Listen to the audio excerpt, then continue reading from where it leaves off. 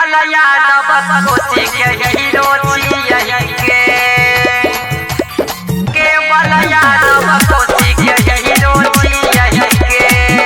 Singing by Roopdev Raman. जाबै छै सभे जदा एकरा जान से पड़ै छै लोगवा दुआ भगवान से। जाबै छै सभे जदा एकरा जान से पड़ै छै लोगवा दुआ भगवान से। एकरा पर एकरा माने छै लगवन हीरो छियै के। फ्रेंड यौवा केवल यादव कोसी के हीरो छियै के। फ्रेंड यौवा केवल यादव कोसी के हीरो छियै के। केवल यादव कोसी के हीरो छियै के केवल यादव कोसी के हीरो अन्याय अत्याचार के खिलाफ लड़ै छै लड़ाई। बनी के महात्मा गांधी करै छै भलाई। केवल यादव कोसी के हीरो छियै अन्याय अत्याचार के खिलाफ लड़ै छै लड़ाई। बनी के भगत सिंह हो करै छै भलाई।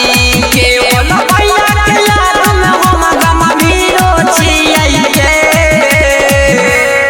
फ्रेंड यौवा केवल यादव कोसी के हीरो छियै के। फ्रेंड यौवा केवल यादव कोसी के हीरो छियै के। केवल यादव कोसी के हीरो छियै के केवल यादव कोसी के हीरो सुपौल सहरसा मध्य पूरा छाई गेले।